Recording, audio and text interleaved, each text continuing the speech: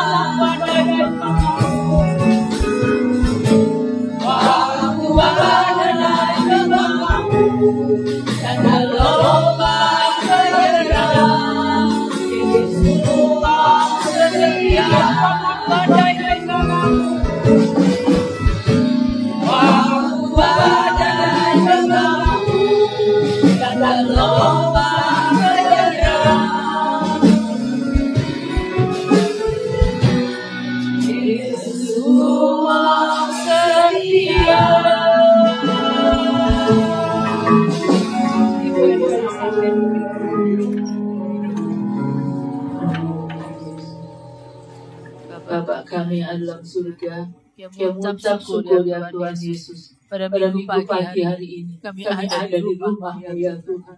Terima kasih Tuhan untuk kebaikan Tuhan sepanjang minggu yang sudah kami lalui ya Tuhan.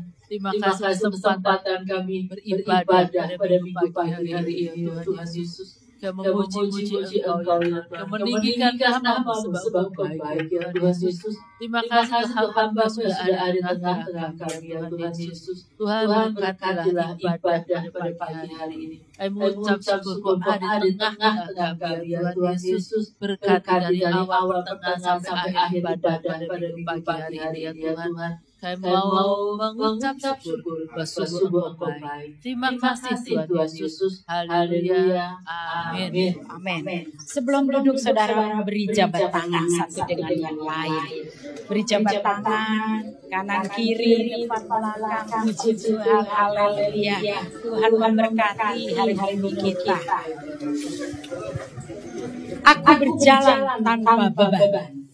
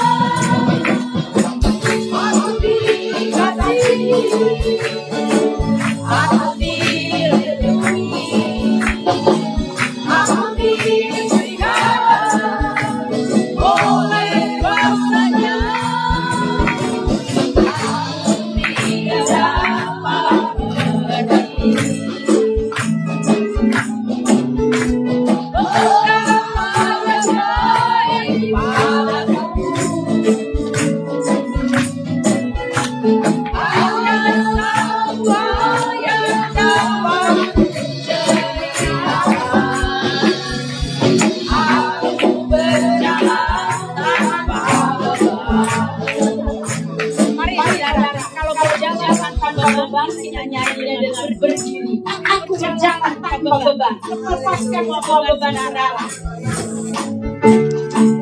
Aku jalan.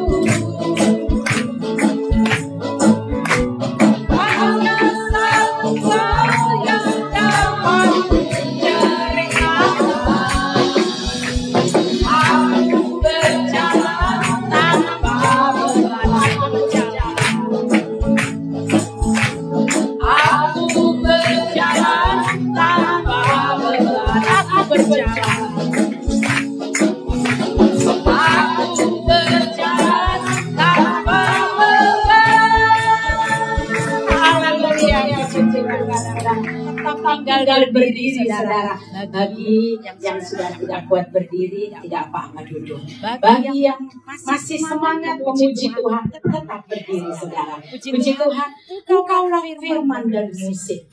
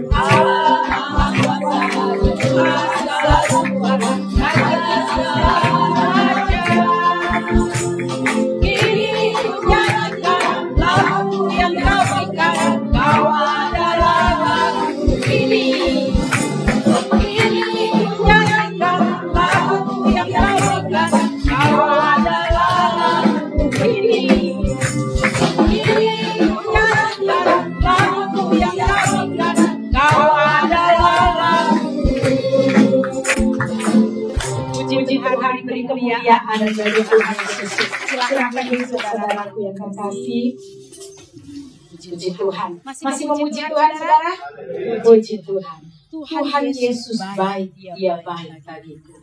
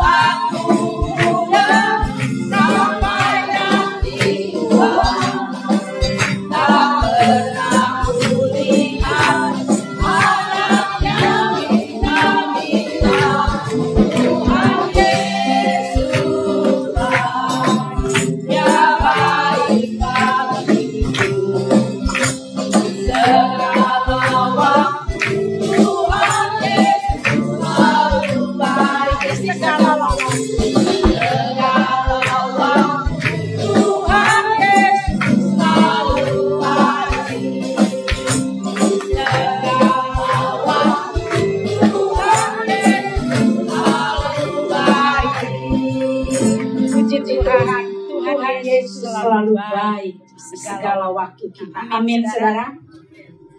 Saudara, ada satu kesaksian dari kita panggilnya di sini Mami Oti. Mungkin saudara kenal Tante Oti. Beberapa waktu lalu Tuhan izinkan terjatuh dan operasi. Tapi hari ini sudah bersama-sama dengan kita beribadah. Puji Tuhan, saudara. Mari Mami Oti berikan saksian untuk Tuhan bagi kemuliaan nama Tuhan. Selamat pagi semuanya. Saya ingin menyaksikan kebesaran kasih Tuhan di dalam kehidupan saya, di mana saya jatuh pada tanggal 7 Juli karena main pedal. Terlalu banget, sudah tua. Di situ saya jatuh, saya sudah tidak bisa bangun lagi. Terus mantu saya Alvin dan keponakan saya bantu berdiriin saya. Alvin tanya, Mami masih bisa jalan? Enggak, kaki Mami sakit. Kaki kirinya udah nggak kuat, saya bilang gitu. Aduh, gimana ya? Nah, terus Alvin mesti nyetir. Jadi dia panggil beberapa orang. Karena badan saya besar, 4-5 orang yang ngangkut saya. Naik mobil dengan sakitnya luar biasa. Nah, di situ saya dibawa ke Siloam. Nah, di Siloam saya mulai diperiksa dengan dokter jaga. Nah, dia tanya mau ortopedinya siapa? Saya bilang pakai dokter Erik. Tapi dokter Erik lagi operasi di Siloam Karawaci. Nah, hari itu hujan lebat sehingga dokter Erik tidak bisa datang, tapi dia telepon kalau pagi-pagi dia akan datang. Nah, perjalanan sakitnya itu membuat saya luar biasa. Nah, besoknya saya bisa ketemu dengan dokter Erik, terus saya sudah difoto dan foto sudah dikirim sama Elizabeth ke Kucing, Dr. Lee. Dan Dr. Lee saat itu memberi kabar, sebentar saya akan memberikan kabar karena saat ini saya masih operasi. Nah, setelah 2 jam kira-kira Elizabeth mendapatkan kabar kalau operasi karena back itu harus diganti. Jadi pinggul saya seluruhnya harus replacement baru. Nah, operasinya di AA. Nah, kita sudah dapat anunya dari situ, ketemu dokter Erik, kita minta bisa enggak? Dia bilang tidak bisa karena tidak mempunyai meja operasi. Nah, anak saya yang satunya langsung telepon ke Medistra, barangkali di sana ada. Ternyata meja operasinya di Medistra pun tidak ada. Ya, terpaksa kita harus ke Kucing. Di Kucing kita tidak pernah untuk flight ya, yang direct ke sana. Itu Tuhan tolong. Teman dari Irene datang, dia bilang, oh ini nomor teleponnya, coba dihubungin.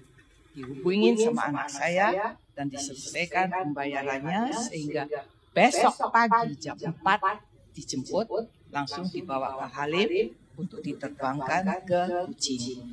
Nah, di dalam pesawat hanya 2 orang yang boleh ikut. Berarti anak saya dua-dua ikut sama saya. Terus ada dokternya, susternya, pilot dan pilotnya. Hanya bertujuh. Anak saya yang kecil udah, aduh kapalnya kecil ya Mi. Ya udah kita sembahyang aja. Di dalam pesawat kita berdoa. Terus sampai juga kita di Kucing, puji Tuhan, kita sudah sampai di Kucing. Jadi kita sudah merasakan lega. Dapat telepon dari Dr. Lee sudah di mana, kita sudah sampai di Kucing. Oh ya, dari sana langsung kita dibawa ke hospital. Di hospital situ langsung saya ditanganin, diambil darah, periksa jantung, foto, semuanya. Nah, Dr. Lee datang nanti jam 4. Dioperasi. Kita menyelesaikan, anak-anak menyelesaikan administrasinya, kita masuk kamar. Tepat jam 4, kita dijemput, kita berdoa dulu, kita dijemput, terus saya masuk ke kamar operasi. Di dalam kamar operasi, saya selalu berdoa, Tuhan tolong saya. Karena saya takut juga ya. Akhirnya saya sudah sadar, selesai.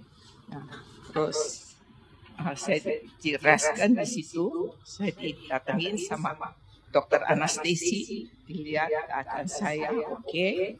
Dokter Lee melihat saya juga oke, bawa ke kamar. Di kamar kedua anak saya sedang menunggu. Di situ kami berdoa lagi, berterima kasih kepada Tuhan.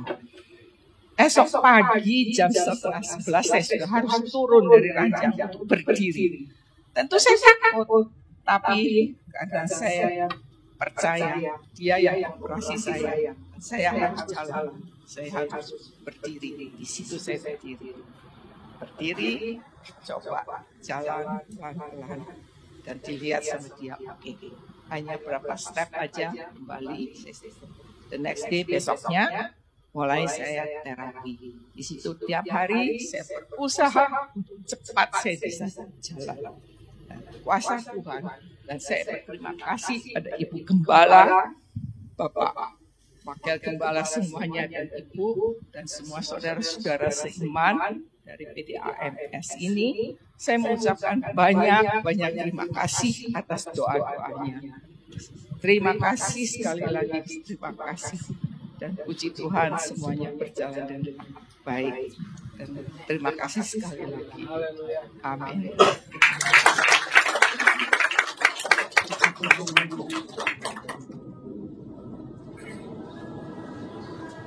Puji Tuhan, saudara, pertolongan Tuhan tidak pernah terlambat.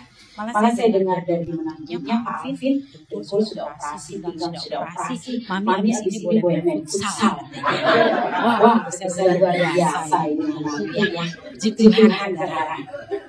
Tetap semangat, saya paling senang saudara kalau ada Mami berbincang dengan beliau ya.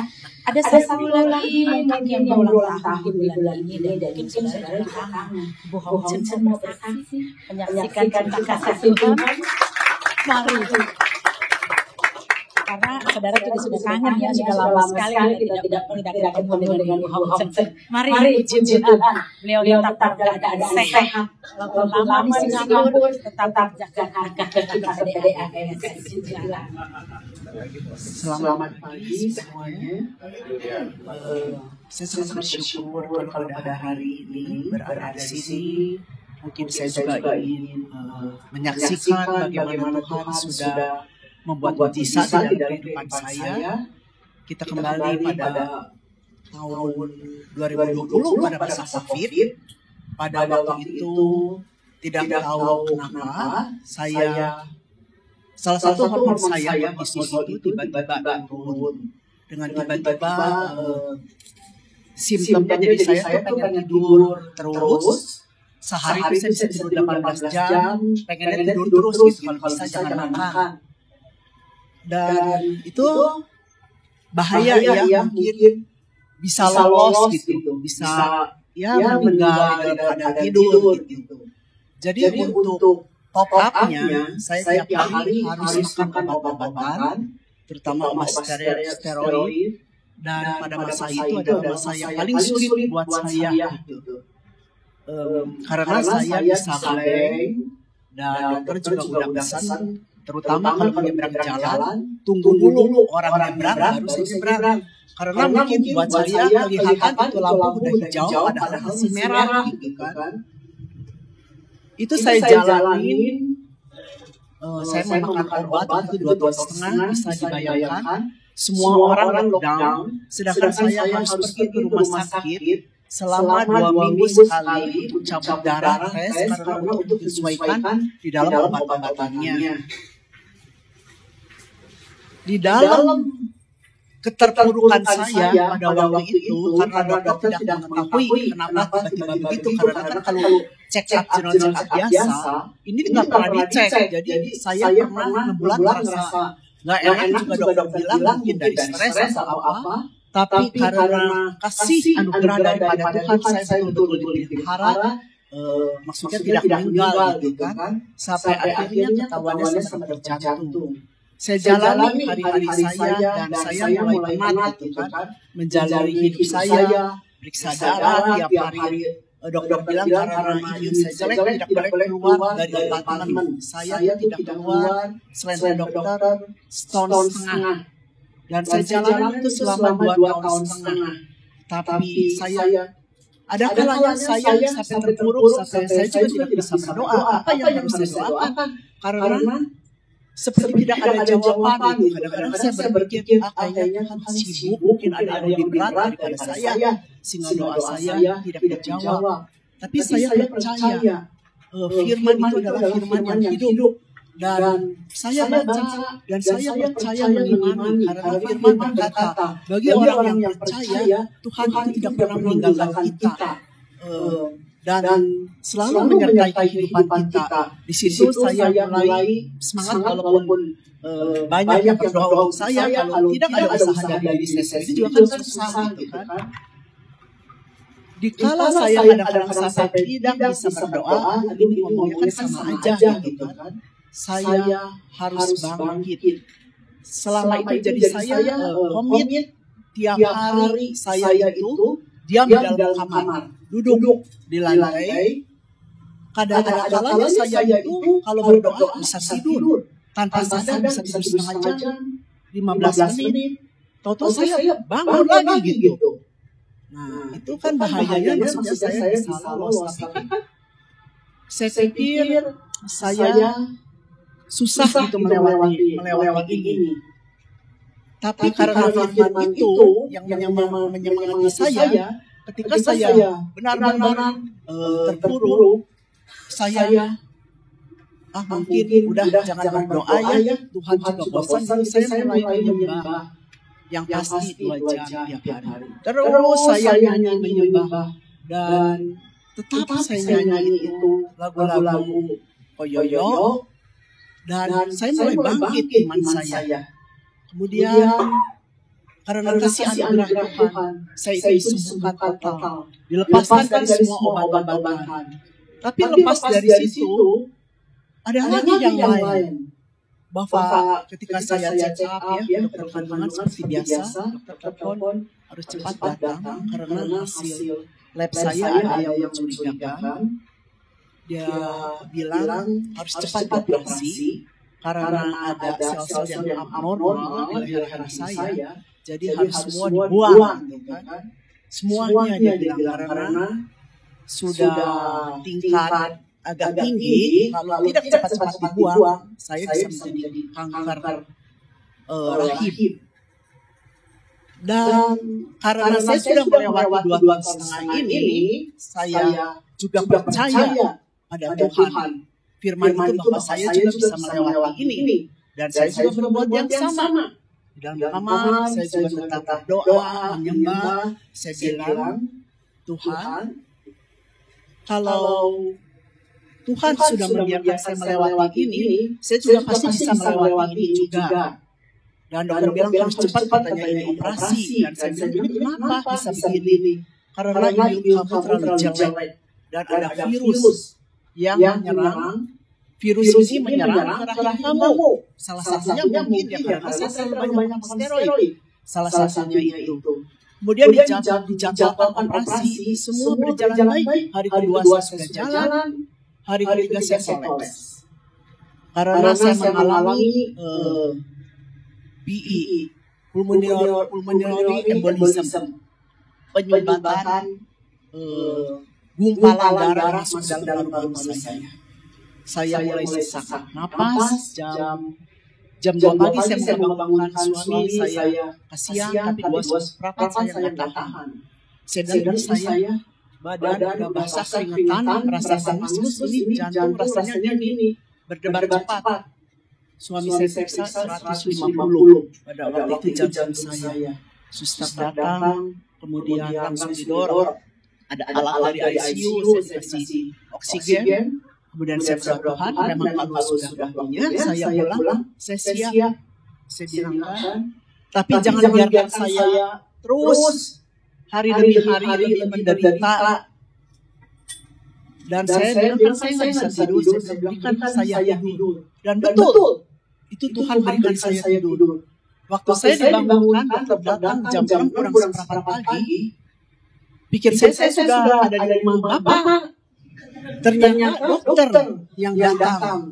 Terus saya udah ngeliat kan gelagat dari suami saya kan dipanggil keluar.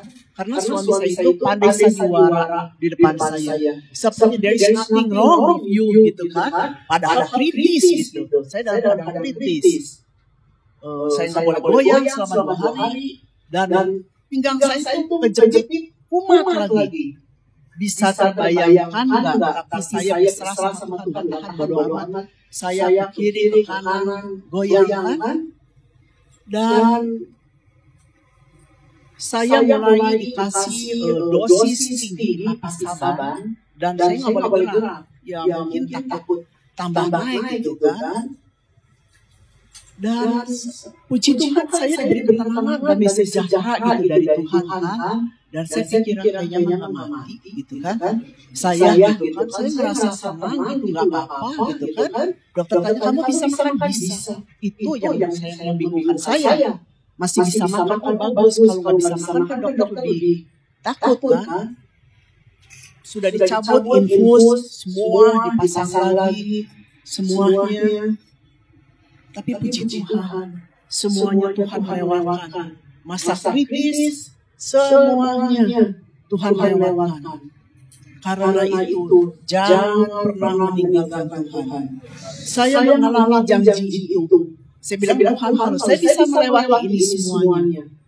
Benar Tuhan. Suami saya bilang, saya akan bersaksi di Yayasan Kabar Baik katanya kan. Dan itu sudah kita lakukan pada tanggal 4 Agustus di Cianjur. Untuk melewati ini semua selama 5 tahun di dalam pemulihan saya itu tidak mudah. Karena hari demi hari, sehari itu seperti besok tahun. Tapi saya komit, saya tetap berdoa, saya percaya di setiap orang beda-beda. Mungkin ini adalah proses lah. Dan saya mengucapkan banyak terima kasih kepada orang-orang yang sudah mendoakan saya, terutama di Yayasan Kabar Baik, Wakil Gembala. Sedangkan saya sendiri, saya tidak tahu bahwa kabar ini sampai Yayasan Kabar Baik kemana-mana, karena suami saya yang minta didoakan. Dan puji Tuhan juga segala sesuatunya itu di luar dugaan kita. Hari ini juga saya ada bonus bisa bersaksi juga di Jakarta. Karena saya nggak ada rencana lama di Jakarta, tapi puji Tuhan saya juga ditodong sama Ibu Imelda untuk bersaksi. Dan biarlah dimanapun kita ditempatkan, biarlah kita menjadi anak-anak Tuhan yang baik, supaya apa yang diberikan firman Tuhan dari Bapak Gembala kita tidak sia-sia. Perjalanan jauh puluhan tahun dari Cianjur ke Jakarta. Dan saya juga tidak mau sia-sia selasa saya dari Bandung juga ke Jakarta. Supaya saya juga boleh bertumbuh. Kami berdua boleh bertumbuh karena kami merasa kami bertumbuh di PDAS. Dimanapun kami berada, di Bandung, di Singapura, dimanapun. Kita mempunyai Tuhan yang sama. Jadilah kita berkat bagi orang-orang di sekitar kita. Kesaksian saya semoga menguatkan bagi orang-orang yang lemah. Jangan pernah menyerah. Karena Tuhan itu ada, Tuhan itu nyata. Firman-Nya itu hidup. Karena saya sudah mengalami janji Tuhan. Dan pada hari ini saya berdiri di sini.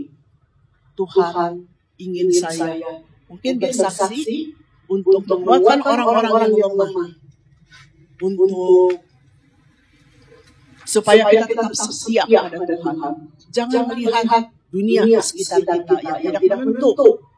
Tetaplah hati pikiran kita, mata kita melihat fokus hanya kepada Tuhan. Dengar pada firman Tuhan. Sekian kesaksian saya. Puji Tuhan, kesaksian yang sangat memberkati kita semua. Ingat saudara, Tuhan tidak pernah meninggalkan. Apapun keadaan kita, berserah, berdoa, dan memuji nama Tuhan. Selasa lalu kita sudah diingatkan oleh Bapak Wagoluki ya tentang puji-pujian. Itu luar biasa, saudara. Sangat sekali ya Bapak Wagoluki. Mari waktunya kita mendengar kebenaran firman Tuhan. Kita bangkit berdiri, siapkan hati dan pikiran kita untuk menikmati firman Tuhan. Pujian menikmati Tuhan.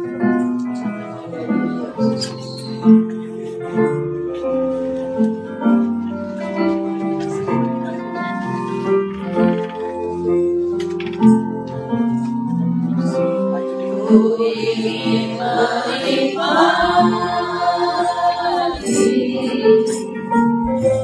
pribadi-Mu Tuhan,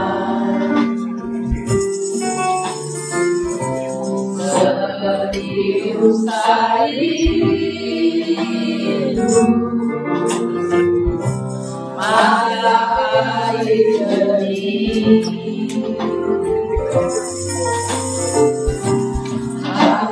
Yang kekayaan, pangkat emas dan perak,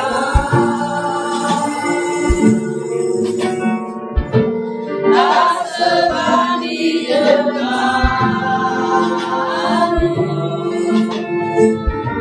Yesus kekasihku.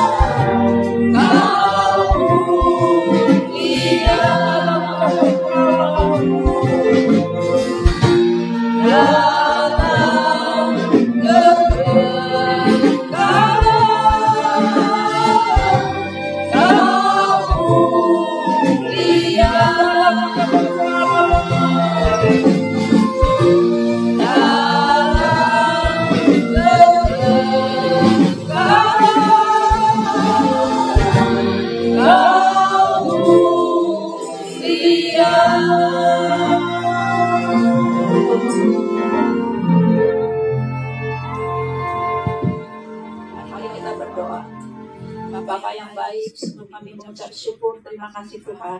Lalu pagi ini kami boleh diberi kesempatan untuk memuji muliakan nama-Mu. Terlebih lagi Tuhan, kami sudah mendapatkan berkat luar biasa lewat saksian yang diberikan. Dan sekarang Tuhan, tiba saatnya untuk kami menikmati Engkau lewat pemberitaan firman-Mu. Kurangilah hamba-hamba pendeta yang sudah ada bersama kami. Tuhan, pakai mulut bibir menjadi saluran berkat bagi kami siang ini ya Tuhan. Kau melawat kami pribadi, agar ketika firman diberitakan, sisa terjadi, yang sakit disembuhkan, yang lemah dikuatkan, yang susah dihiburkan. Urapi kami juga semua Tuhan, dari baris depan sampai belakang. Biarlah Tuhan Yesus, supaya firman itu benar-benar tertanam di dalam hati kami. Boleh kami mengerti, boleh kami terima, dan kami menghidupinya. Terima kasih Bapa di surga, kuasai semua ruangan ini ya Tuhan. Kalau ada roh yang daripada Engkau ingin mengacaukan, biar kami tolak di dalam Tuhan Yesus Kristus. Kami serahkan pemberitaan firman ini di dalam berkat nama Tuhan Yesus. Haleluya. Amin. Tuhan persilakan duduk. Bersalah yang saya serahkan kepada Bapak Pendeta Komite. Haleluya. Haleluya. Puji Tuhan, selamat pagi, selamat kita mendengarkan kebenaran firman Tuhan. Bersyukur kepada Tuhan, kita semua dalam keadaan yang diberkati Tuhan, dilindungi oleh Tuhan. Masih banyak orang yang tidak bisa ke gereja. kesaksian tadi, kesaksian yang luar biasa yang dilakukan oleh Tuhan kepada anak-anak Tuhan. Terima kasih saya kepada gembala kita yang pagi hari memberikan kesempatan lain jemaat GPD ANS.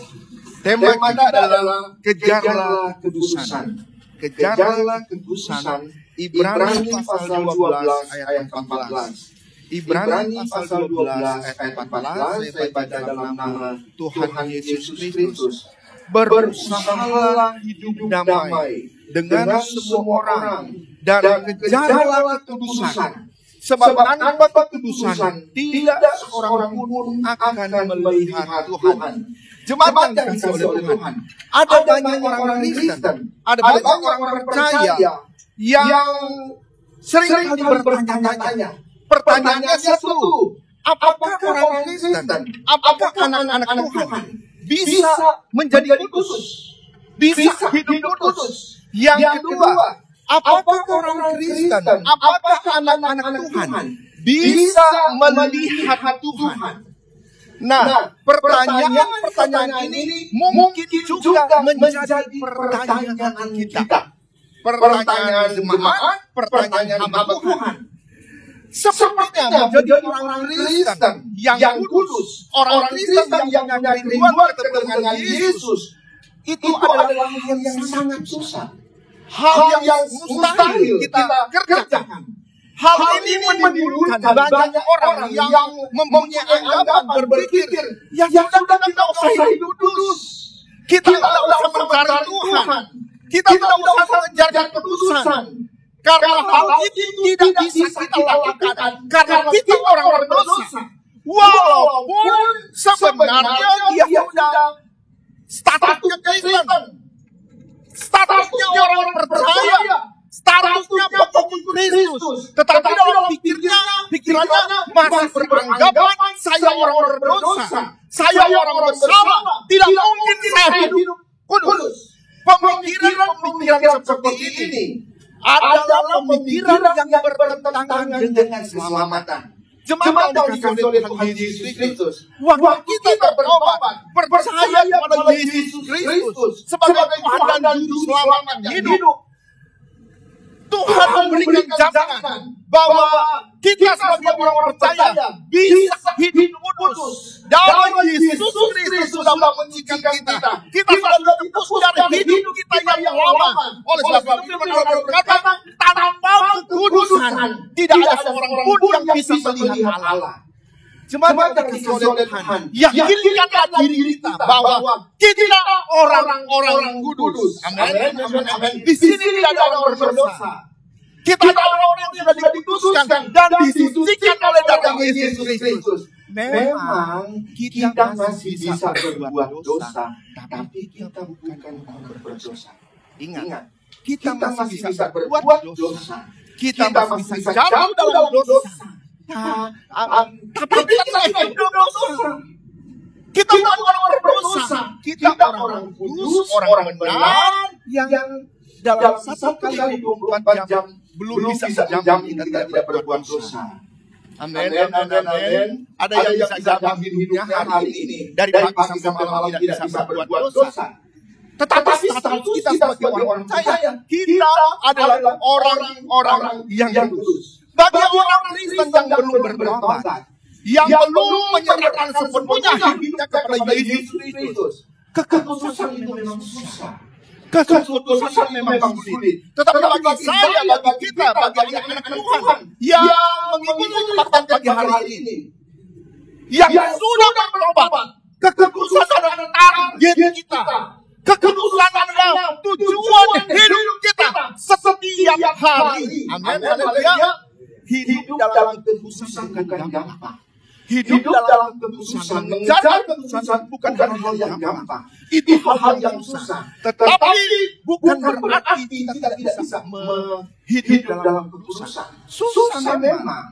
Tetapi Tuhan berkata bahwa kita sudah dikuduskan oleh darah Yesus Kristus. Kita bisa hidup kudus. Hidup dalam kekudusan sekali lagi susah. Tetapi bukan berarti tidak bisa kita lakukan. Bisa. Jemaat yang dikasihi oleh Tuhan, apabila ada di tempat ini, ada jemaat AS yang sudah setia sama Tuhan, yang sudah percaya pada Yesus Kristus, yang sudah ibadah pada Tuhan, tetapi merasa diri berdosa, merasa diri tidak layak untuk Tuhan, kita menghina korban Yesus di Golgota. Kalau ada orang yang bersalah, beranggapan saya tidak layak, saya tidak pantas, saya masih orang berdosa, masih dituduh oleh dosa, masih dituduh oleh iblis. Kita menghina Yesus yang sudah mati di Golgota. Kita tidak percaya bahwa darah Yesus Kristus yang suci, darah Yesus Kristus yang kudus itu sudah tercurah di Golgota untuk menguduskan kita. Amin, amin, amin. Oleh sebab itu saya berkata bahwa yakinkan bahwa kita orang benar, kita orang kudus. Saya agak kurang suka dengan orang yang misalnya bersaksi ada lagi hamba Tuhan mau firman Tuhan dan dia berkata, saya tidak layak saudara, saya banyak kekurangan, saya banyak kelemahan. Kalau banyak kekurangan, banyak kelemahan, tidak layak, jangan berdiri di sini. Udah tidak layak, kenapa berani berdiri di sini? Udah merasa dosa, kenapa berani berdiri di sini? Duduk di luar sana. Sebagai orang percaya, kita semua banyak kelemahan. Tetapi apakah kelemahan itu menjadi penghalang kita untuk datang kepada Tuhan? Kelemahan kita, kekurangan kita menjadi penyemangat bagi kita untuk cari Tuhan, supaya kelemahan kita dihapuskan, dilepaskan. Oleh apa? Hari ini kita dikatakan oleh kuasa firman Tuhan. Apa arti kekudusan? Kekudusan itu berasal dari kata dasar kudus dalam bahasa Ibrani kodas. Dalam bahasa Yunani hagios yang arti sama. Arti kodas dan hagios adalah suci, murni, bersih, tidak bercampur, tidak terkontaminasi dengan apapun juga. Dan ingat, yang kudus, yang suci, yang murni, yang bersih, yang tidak tercampur, yang tidak terkontaminasi oleh apapun juga adalah Allah satu-satunya. Amin, amin, amin, amin. Kekudusan adalah sifat Allah yang sempurna. Dan kekudusan Allah itu menjadi standar kita juga. Kekudusan Allah menjadi standar dari gereja.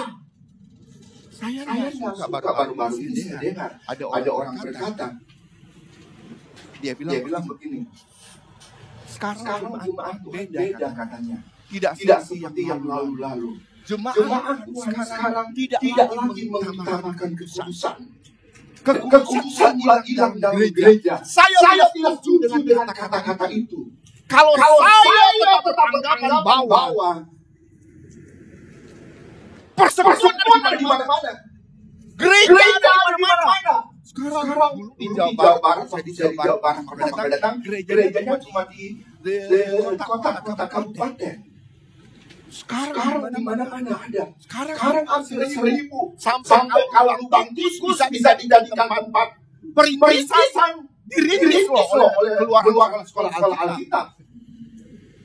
Kalau ada orang berkata bahwa gereja hilang pesan-pesan, saya dengan itu. Gereja jemaat ada di tempat ini. Kenapa? Sedang mengejar kekudusan itu. Haleluya.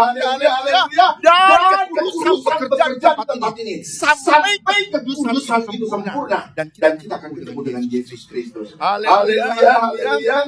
Kekudusan itu adalah sifatnya Allah.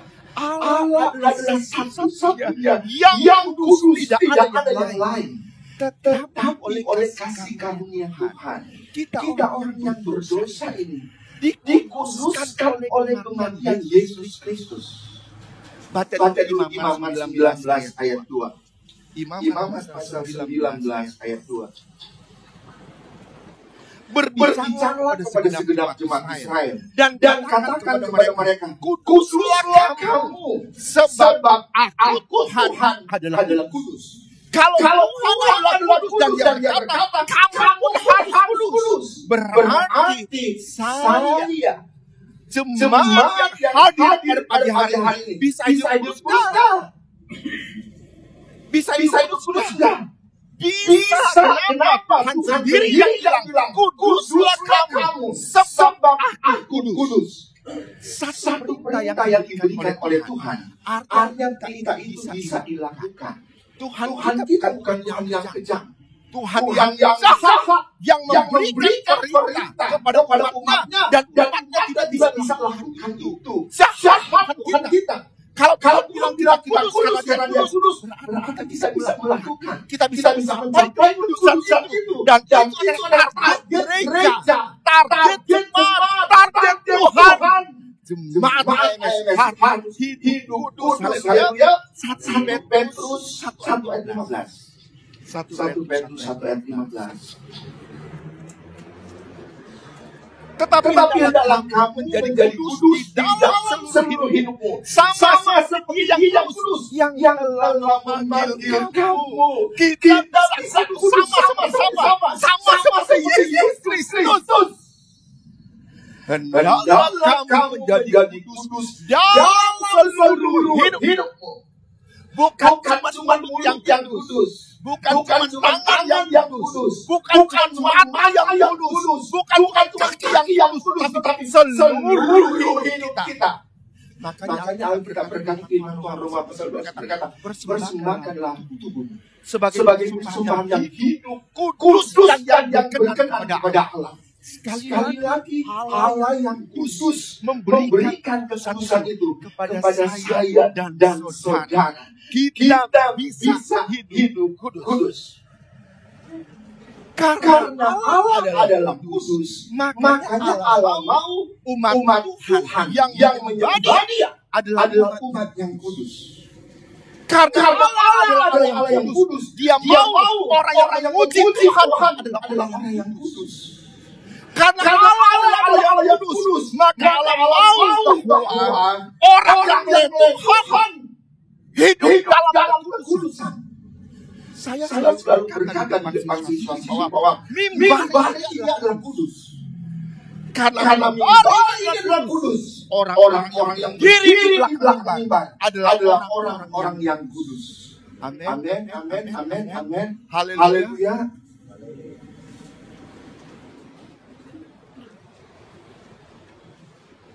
Hidup kudus harus disesuaikan dengan perilaku akan kudus. Kenapa?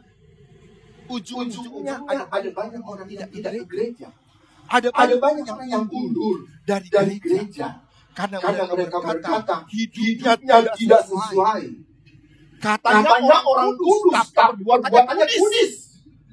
Katanya orang kudus, tapi perbuatannya tidak benar. Membuat dia bilang, saya mau dulu dari gereja, saya mau dari pelayanan, saya mau dari persekutuan ANS. Kenapa? Dia melihat orang yang melayani, yang hanya kudus, tapi perbuatannya tidak kudus. Allah membutuhkan penyembah yang kudus, pemuji yang kudus. Allah membutuhkan pelayan yang kudus. Karena Allah adalah kudus. Haleluya. Kita baca lagi Ibrani 12 ayat 14. Ibrani 12 ayat 14. Berusahalah damai dengan semua orang dan kejarlah kekudusan, sebab tanpa kekudusan tidak seorang pun akan melihat Allah. Ayat ini mendorong orang percaya untuk secara aktif terus-menerus, tidak boleh berhenti, tidak boleh bergoyah-goyah, mengajak orang saya, mengajak mata untuk apa? Berusaha dengan sungguh-sungguh. Bukti kesungguhan saudara jemaat AMS pagi hari ada di sini. Bukti kesungguhan kita ada di sini. Sedang apa? Sedang mengejar dosa-dosa. Lewat firman Tuhan kita dikuduskan hari-hari. Jemaat yang dikasihi oleh Yesus, seperti keselamatan diberikan oleh Tuhan dengan cuma-cuma kepada kita. Kita tidak ada andil dalam hubungan keselamatan. Diberikan oleh Tuhan dengan cuma-cuma, diberikan dengan gratis. Tetapi Tuhan minta di dalam pasal 2 ayat 12, Tuhan minta kerjakan keselamatanmu dengan takut akan Tuhan. Keselamatan juga diberikan dengan cuma-cuma, diberikan dengan gratis. Tetapi Alkitab, firman Tuhan menyuruh kita untuk apa? Mengerjakan keselamatan dengan takut akan Tuhan. Sama seperti kekudusan sudah diberikan oleh Tuhan lewat karya Roh Kudus dalam hidup kita. Dan tugas kita adalah kejar kekudusan itu. Kerjakan kekudusan itu. Kekudusan itu harus dikerjakan setiap hari. Sebagai orang Kristen kita tidak boleh malas. Kekudusan yang sudah diberikan oleh Tuhan kepada kita harus kita kejar. Tidak boleh pantang diam aja di rumah nanti kita jadi kudus. Kita bukan seperti orang saudara-saudara yang lain. Untuk mengkuduskan diri dia tinggal di bawah pohon di hutan sana. Dia tinggal di gua. Supaya apa katanya? Supaya dia hidup khusus. Tidak ada yang bisa mengganggu dia. Ada banyak orang yang bertapa. Tidak seperti itu. Untuk hidup kudus Tuhan menyuruh kita pergilah kamu ke segala tempat. Pergilah kamu ke segala bangsa. Beritakanlah Injil. Apa? Kita menyaksikan perbuatan apa? Hidup kita yang kudus. Bagaimana orang melihat hidup kita kudus? Perkataan kita kudus. Perbuatan kita kudus. Kalau kita bertapa di gua sana, kalau kita tinggal di hutan,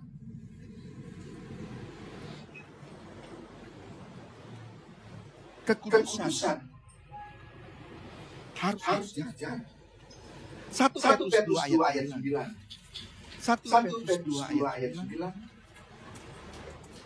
Tetapi kamulah bangsa yang terpilih, imam yang ranjani, bangsa yang kudus. Ingatlah, kamulah bangsa yang kudus. Kamulah bangsa yang terpilih, imam yang ranjani, kepunyaan Allah sendiri, supaya kamu memberitakan perbuatan-perbuatan yang besar dari Dia, yang melangkahkan kamu keluar dari kegelapan kepada terangnya yang ajaib. Saya percaya semua orang Kristen senang banget dengan ayat ini, suka dengan ayat ini, karena firman Tuhan memberikan penjelasan tentang status kita sebagai orang percaya. Memberikan penjelasan tentang apa? Tentang kedudukan sebagai orang percaya. Dia berkata, kamulah bangsa yang terpilih. Ingat, di luar sana masih banyak orang yang jauh lebih baik dari kita. Tetapi kenapa Tuhan pilih kita? Yang sudah melulu oleh dosa, yang dari kaki sampai rambut berdosa. Tetapi kenapa Tuhan pilih kita? Ada lagu-lama judulnya Why Me Lord. Kenapa saya Tuhan? Kenapa bukan yang lain? Tetangga itu jauh lebih baik dari dia.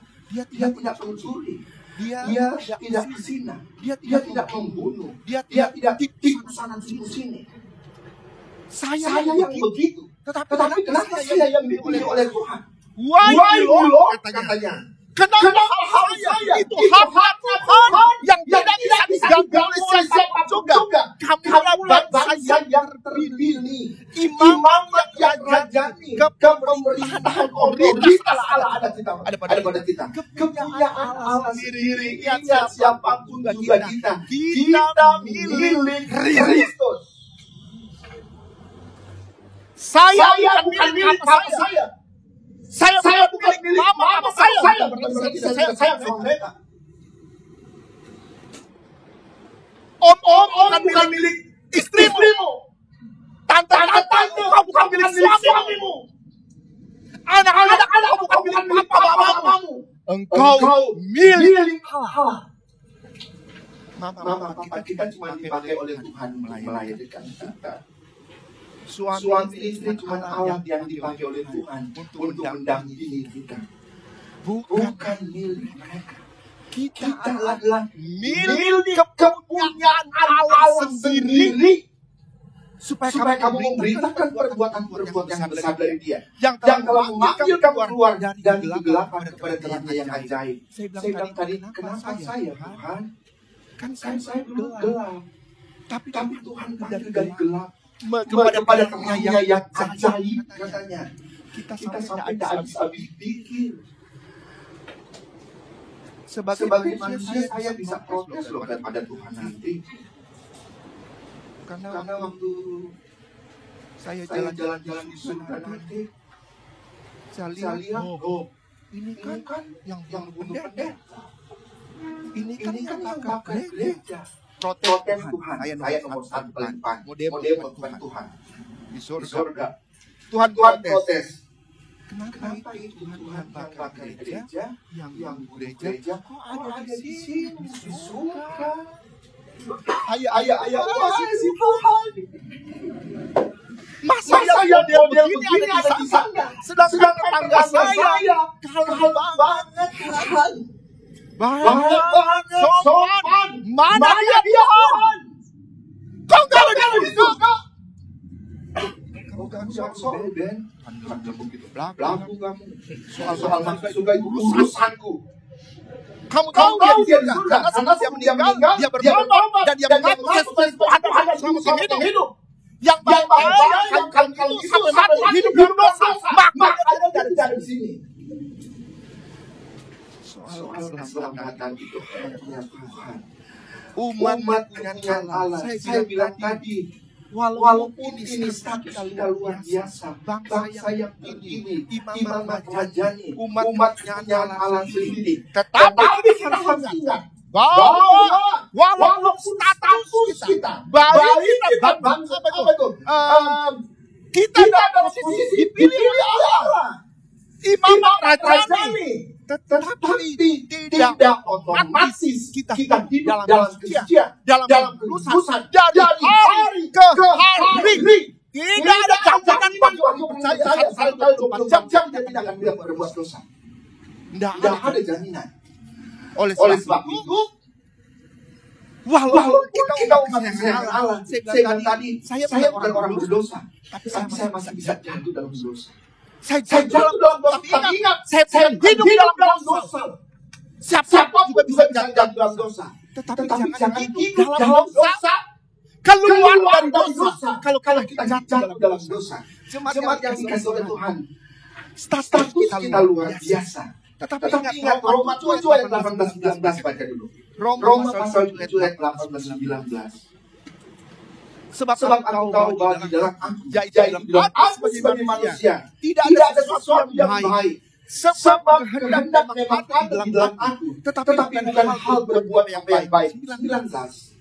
Sebab apa yang aku kehendaki, yaitu yang baik, yang aku perbuat, melainkan apa yang tidak kehendaki, yaitu yang jahat yang aku perbuat. Paulus sedih sekali, karena ada konflik di dalam hatinya. Ada konflik dalam kehidupannya. Dia ingin berbuat baik katanya, tetapi yang dia lakukan malah tidak baik. Dia ingin melakukan sesuatu yang luar biasa bagi Tuhan dan bagi manusia, tetapi dia lakukan dosa. Ini adalah konflik yang terjadi di dalam diri kita juga. Sering kali walaupun kita bangsa yang terpilih, imam yang rajani, sudah diambil dari 8, ada konflik di dalam kita. Kita ingin berbuat baik, tetapi dalam kenyataan yang kita lakukan bukan yang baik.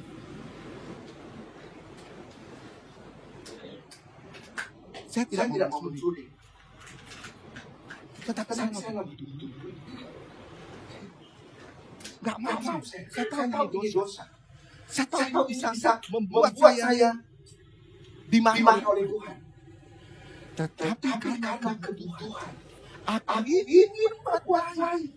Tetapi aku tidak melakukan yang baik itu. Aku melakukan yang tidak baik. Ini konflik yang terjadi.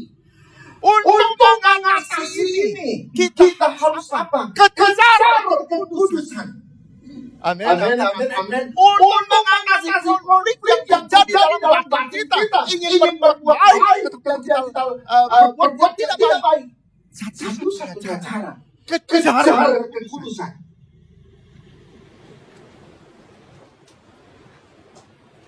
Bagaimana caranya mengejar kekudusan? Orang percaya yang hidup kudus, percaya kepada Yesus, dia harus terhubung, dia harus terkoneksi dengan apa? Dengan sumber kekudusan itu. Cara kita untuk hidup kudus adalah kita datang kepada Allah sumber kekudusan itu. Kita bikin hubungan yang baik. Kita bikin hubungan yang indah. Kita tidak boleh tidak berhubungan dengan Tuhan. Karena dia sumber kekudusan itu. Kita menjauhkan diri dari dosa. Dan kita jaga itu kekudusan. Jemaat yang dikasih oleh Tuhan. Orang percaya diajar oleh Tuhan. Untuk selalu kejar dengan kekudusan. Untuk selalu kejar dengan kekudusan. Kekudusan itu bukan karena status sosial. Sekali lagi kita ada di tempat karena kita sedang mengejar kekudusan. Bukan karena status sosial bisa bergaul seperti selebritas. Status sosial biar kalau saya sakit ada yang menjunjung di rumah sakit.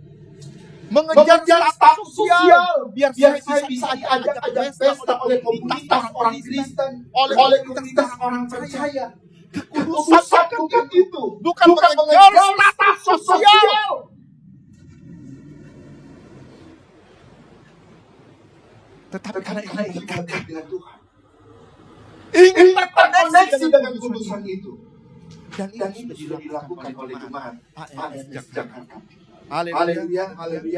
Dalam ayat ini, dalam ayat pembacaan kita, ada dua kata yang dipakai sejajar. Kata apa itu? Kata berusahalah dan kejarlah. Yang Ibrani 12 ayat 14 tadi. Berusahalah dan kejarlah. Berusahalah hidup damai dengan semua orang dan kejarlah kekudusan. Dua kata ini dalam bahasa Yunani dipakai kata dioko. Dioko artinya mengejar dengan cepat. Kalau kita mengejar seseorang untuk mendapatkan orang itu, untuk bisa menyusul orang itu, kita harus punya kekuatan lebih dari dia. Kecepatan langkah kita, kecepatan kaki kita harus lebih cepat dari dia. Kalau dia lebih cepat dan kita lebih pelan, kita tidak akan pernah mendapatkan dia. Berusaha dan kejarlah Dioko mengejar dengan cepat. Menggambarkan satu seorang yang berada dalam arena pertandingan maraton lari gitu loh. Dia akan lari sedemikian rupa, sedemikian cepat untuk mencapai garis akhir. Tujuannya apa? Dapat mahkota. Ternyata mengejar kekudusan harus seperti seorang pelari maraton. Kejar dengan hati yang begitu keras, begitu kuat. Kalau dia tidak stamina yang besar, dia tidak bisa sampai garis finish. Dia tidak bisa mendapat piala itu. Nah, mengejar kekudusan sama seperti seorang pelari maraton tadi. Jemaat yang dikasih Tuhan yang kedua, mengejar sesuatu dengan serius untuk mendapatkan sesuatu itu. Mengejar kekudusan itu, mengejar sesuatu dengan serius untuk mendapatkan apa yang dia kejar itu. Seperti apa? Mengejar pencuri. Saudaranya kalau apa itu polisi mengejar pencuri perampok, serius dia dengan senjata, dengan senjata, dengan pistol, Dia akan mengejar itu. Coba di kampung kita ada pencuri, orang pencuri. Satu kampung keluar akan mengejar sedemikian rupa biar pencuri itu bisa ketangkap. Mengejar urusan sama dengan mengejar orang pencuri. Harus berusaha sedemikian rupa. Diopati mencari dan mengejar dengan agresi. Seperti anjing pemburu sedang memburu buruannya. Saudara pernah lihat dunia binatang? Anjing memburu buruannya, dia akan kejar sedemikian rupa supaya apa? Buruannya itu bisa dia dapat. Ternyata untuk mendapatkan keputusan itu harus kerja. Harus kerja apa? Kejar apa? Dengan serius, tidak boleh main-main. Menjadi jemaat yang sedang mengejar keputusan harus serius. Amin. Harus serius. Saya sampai bagus sekali di satu gereja. Jemaat baru mulai semua sudah pakai HP.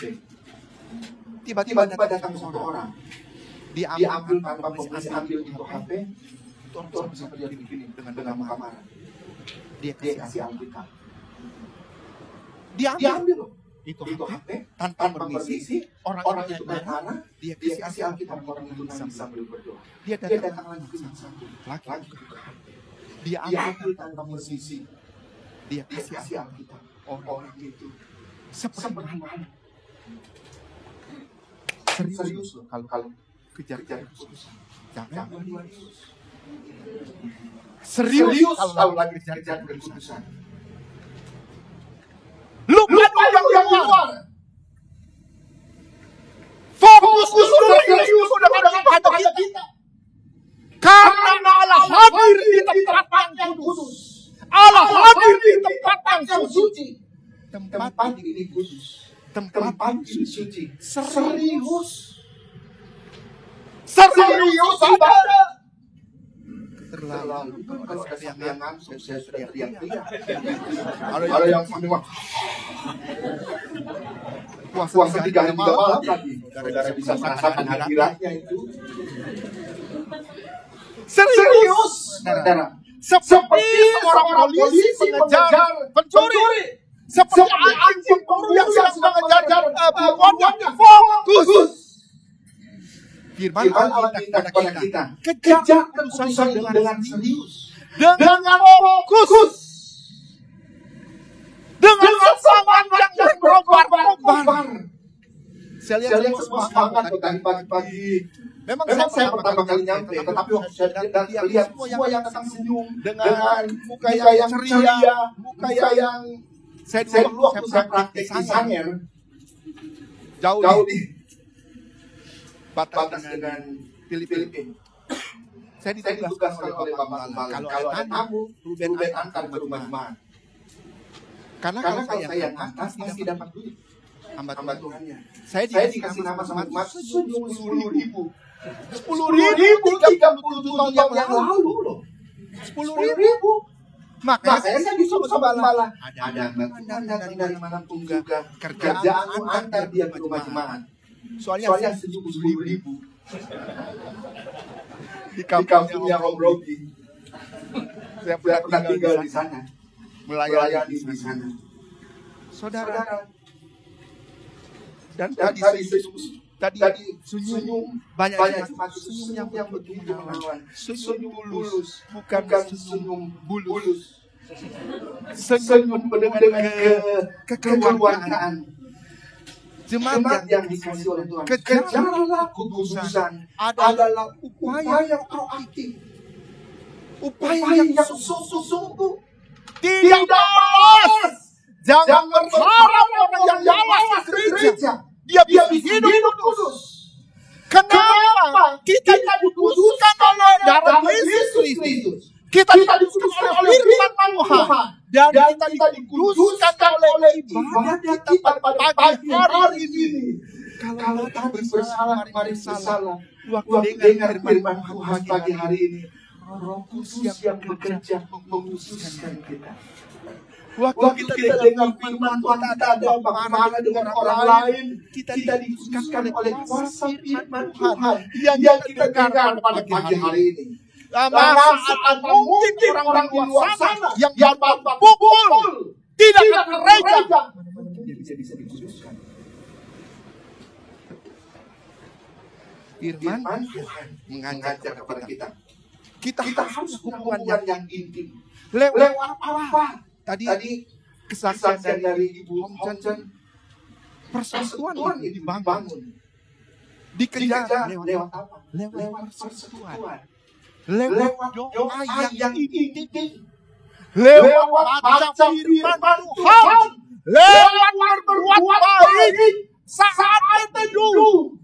Saudara pernah jemaat lagi ada masalah yang berat, tiba-tiba datang di tempat tidur, berlutut di lantai, dan tiba-tiba merasakan kehadiran Tuhan di situ, merasakan kekhususan hati di tempat itu, bersama kita. Dan kalau firman Tuhan hadir, dia sanggup menguduskan apapun juga. Kalau Allah hadir, dia sanggup melakukan apapun juga.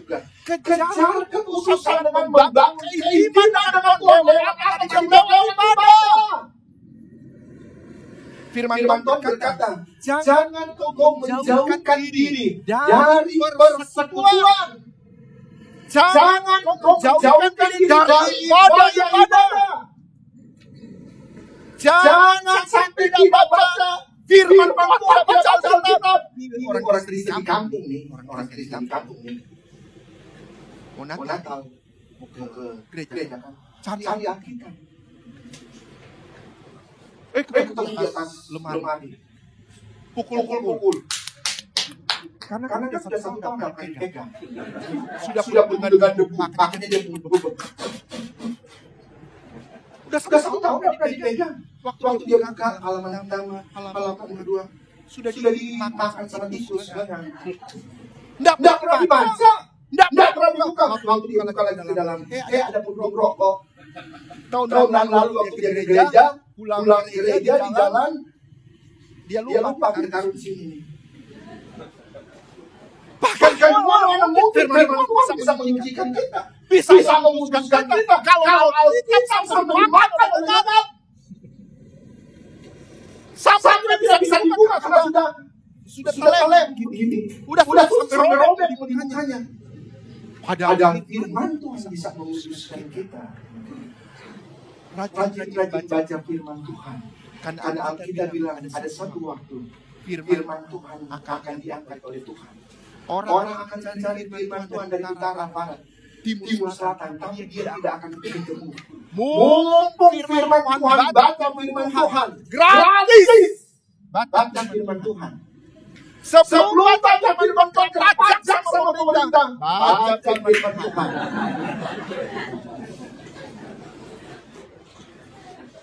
Sebelum firman Tuhan blokir oleh pemerintah, baca firman Tuhan. Nggak bayar. Telepon, SMS, pulsa kita sedot sama dia. Nomor yang Anda tuju sedang tidak aktif. Pulsa Anda tidak mencukupi. Isi pulsa lagi. Itu kalau kita pakai itu. Kalau firman Tuhan gratis tidak bayar. Kenapa ada gratis? Pilih yang bayaran. Bodoh kita.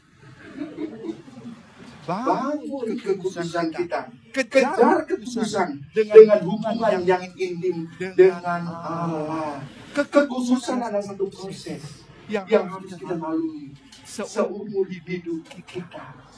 Seumur hidup kita. Sampai malam kita tidur hidup kudus. Besok waktu kita mengajar, kejar lagi itu kekudusan. Nanti besok malam stop lagi. Besok paginya kejar lagi itu kekudusan. Setiap orang kita dapat kekhususan itu.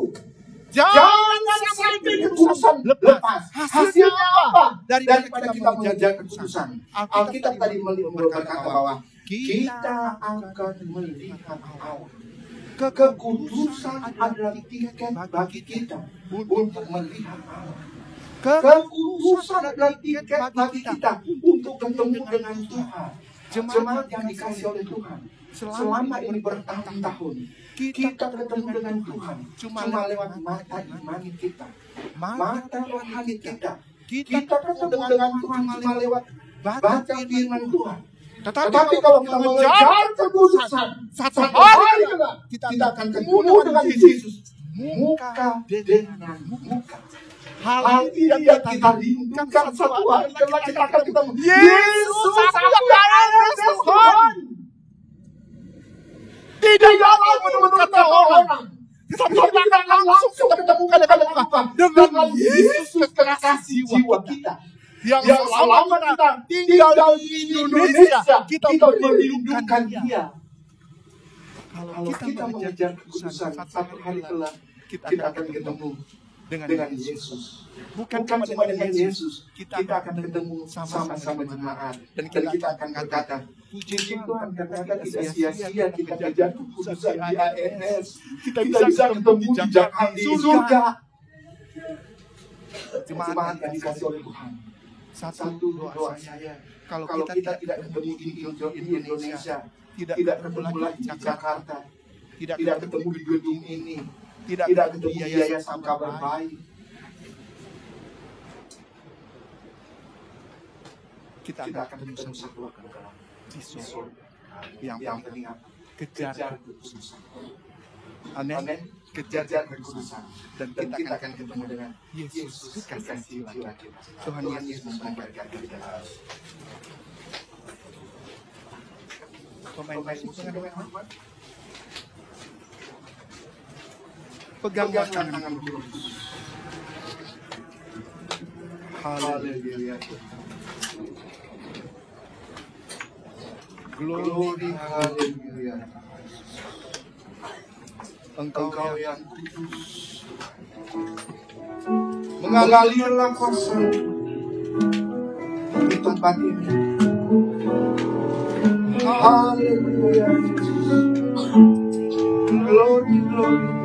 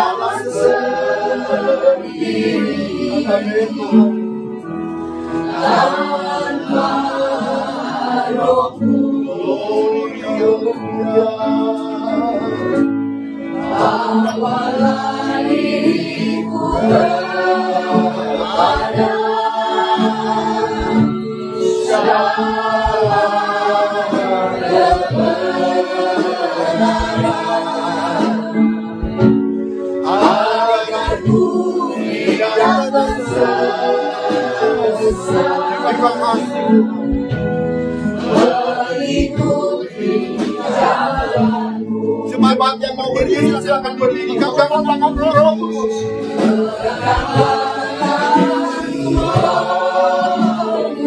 Ya Tuhan, pegangan tangan hari.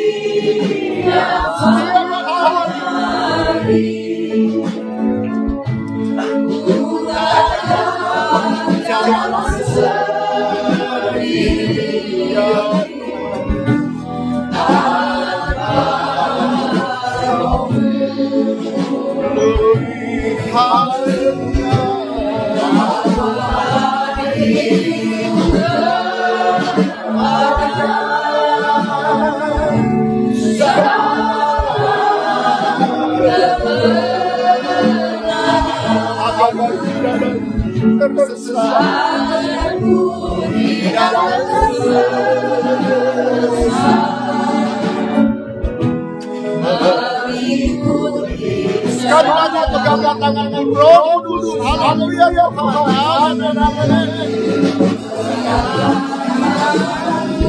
Haleluya ya Tuhan. Mengalirlah kuasa dari kekuatan yang kekudusan Allah ada di tempat ini. Haleluya ya Tuhan. Terima Terima kasih buat firman. Terima kasih buat kehadiran Tuhan. Terima kasih buat mukjizat yang Kau kerjakan.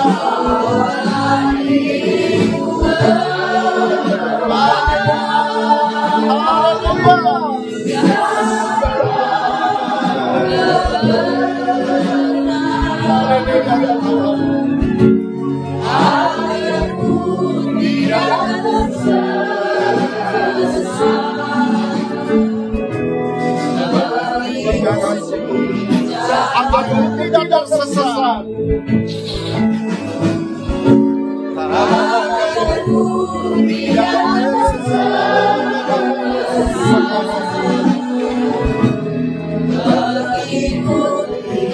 agar aku dan tersesat. Haleluya. Aku tidak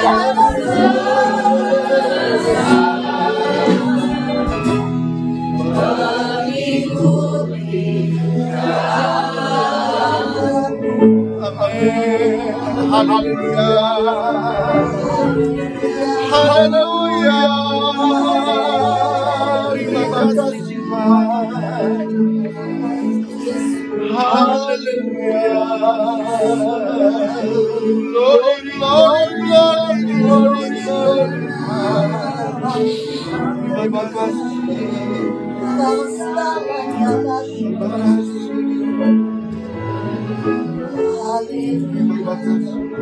Jemaat yang dikasihi oleh Tuhan Yesus, mari bersama-sama kita berdoa. Tuhan Yesus, Bapa yang baik, Bapa yang kudus, Bapa yang dari sumber kekudusan kami umat-umat Tuhan. Kami berikan kasih Tuhan buat kasih karunia-Mu yang Tuhan nyatakan dalam kehidupan kami. Hari ini kami dari Mama kami sudah mendengarkan firman Tuhan. Itu kebaikan Tuhan yang luar biasa. Kami percaya benar firman-Mu.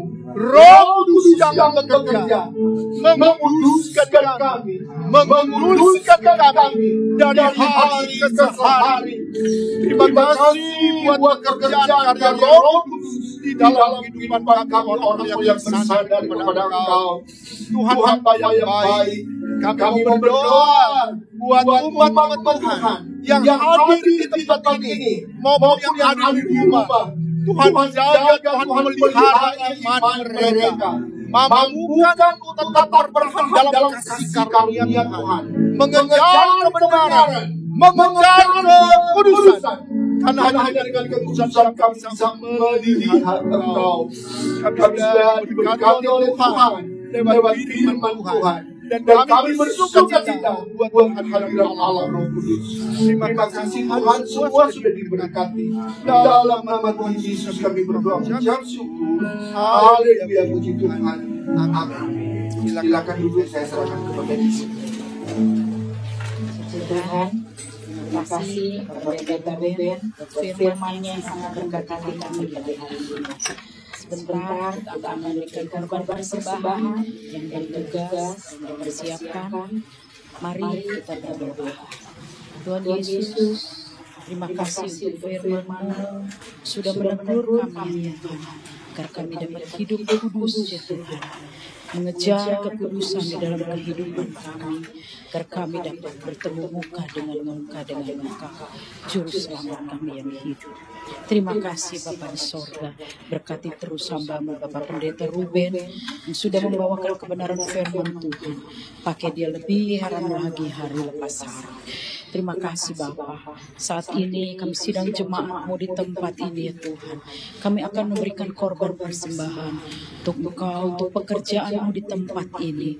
Tilik dari ketinggian surga ya Tuhan. Berkati tangan-tangan kami ya Tuhan. Jadikan Tuhan kami memberikan persembahan yang baik, berguna untuk Engkau, untuk pekerjaan-Mu di tempat ini. Kami yakin percaya Tuhan membalas berkali-kali lipat Tuhan. Semuanya guna hormat kemuliaan nama Tuhan saja. Terima kasih Bapa, kami siap memberikan yang terbaik untuk Engkau, untuk pekerjaan-Mu di dalam nama Tuhan Yesus. Haleluya. Amin. Mari yang bertugas dipersilahkan berjalan bersama Dia.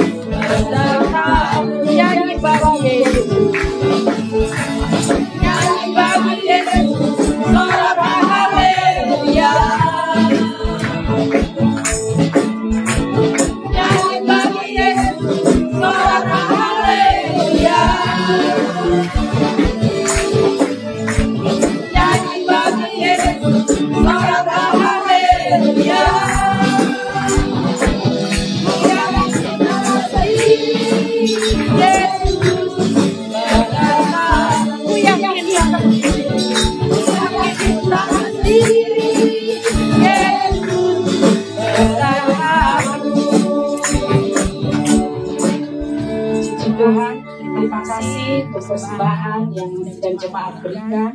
Mari kita akhiri ibadah ini. Nanti Bapak Pendeta Ruben memberikan doa berkat. Tak pernah kekurangan bangkit berdiri saudara. Tak pernah kekurangan bersama Yesus.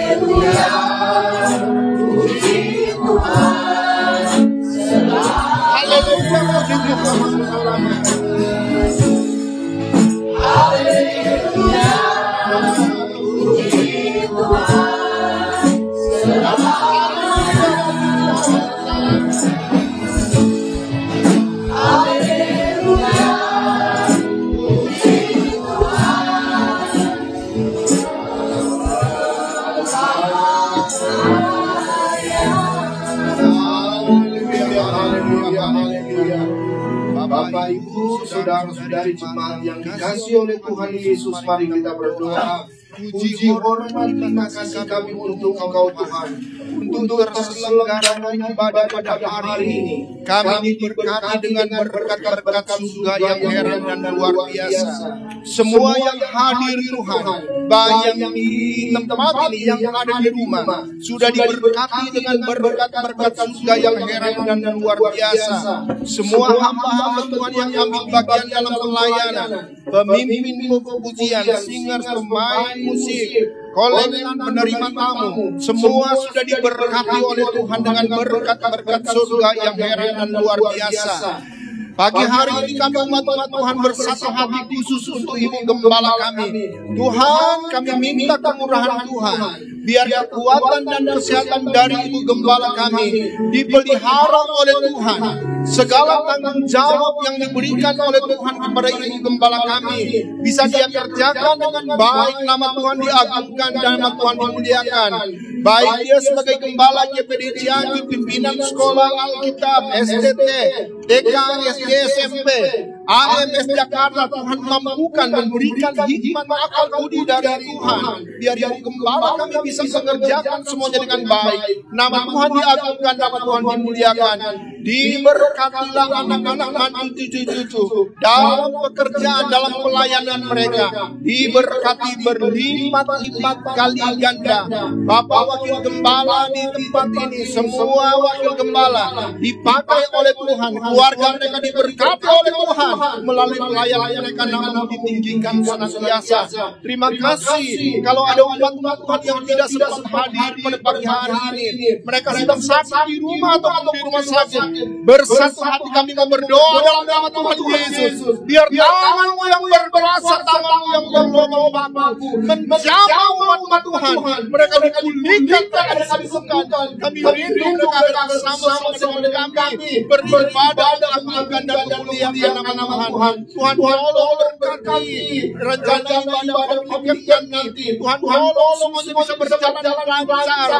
Nama Tuhan saja yang diagungkan, nama Tuhan dimuliakan. Usaha mencari dari umat Tuhan yang bisa menjadi pengusaha, pedagang, karyawan, guru, anggota Polri, dokter, medis, semua dipakai oleh Tuhan di tengah-tengah pekerjaan mereka, sehingga nama Tuhan diagungkan, nama Tuhan dimuliakan. Terima kasih Tuhan Yesus Kristus. Terpuji Engkau Tuhan selamanya. Jemaat dikasihi Tuhan, ulang masing-masing dengan membawa kepada Bapa, Anak dan Roh Kudus itu dalam nama Tuhan Yesus Kristus yang akan menyertai kita hari ini sampai Tuhan Yesus datang kedua kali. Semua haleluya. Amin. Yesus.